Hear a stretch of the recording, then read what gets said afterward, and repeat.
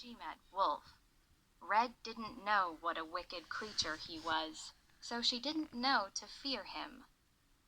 "Where are you going, child?" Wolf asked with a smile. "To Grandma's," Red replied. "What have you got in your basket?" Wolf asked. "Grandma's not feeling well," Red explained, "so I'm taking her some cake." Wolf nodded and grinned, but his stomach rumbled. He thought he would eat Grandma for lunch and Red for dessert. To catch them both, though, he knew he must act quickly. "Where does Grandma live?" asked Wolf. "Farther on in the woods, under the 2 large oak trees," Red said. "Have you noticed the pretty flowers all around you?" Wolf asked. "If I were you, I'd pick a bunch for Grandma." Red looked about her. The flowers were pretty indeed. She bent down to pick one. "Have a nice visit," cried Wolf, and he hurried away. Red left the path to pick flowers. While she picked, Wolf sprinted straight to Grandma's house and knocked at the door. "Who is there?"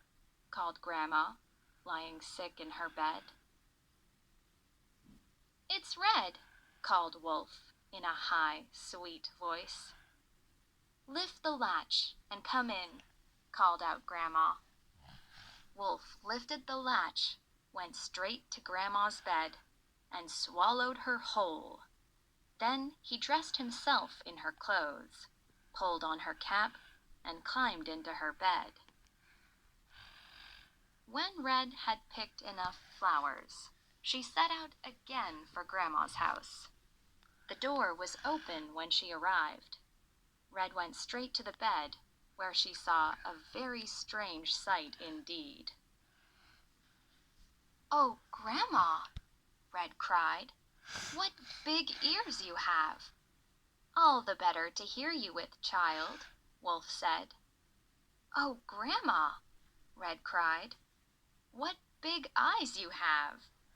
"All the better to see you with, child," Wolf said. "Oh, Grandma!" Red cried.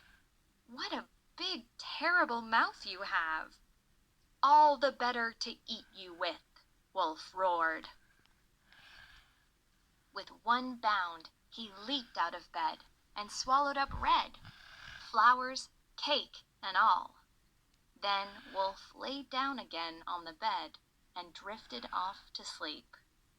It was dark inside Wolf, but Red managed to reach down and squeeze Grandma's hand. Grandma squeezed back. Red could make out a weak light leaking down Wolf's throat. He was snoring with his mouth open. Inch by inch, Red lifted her bunch of flowers. She tickled Wolf's throat until he started to cough. She tickled Wolf's throat once, twice, thrice. He coughed once, twice, thrice. She kept on tickling until he coughed her up.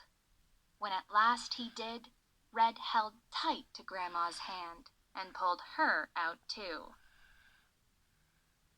They fastened Wolf, still asleep, to Grandma's bed. Then Grandma and Red sat down for tea and cake. When Wolf awoke from his nap, you can be sure he didn't get any. Connections. Writing.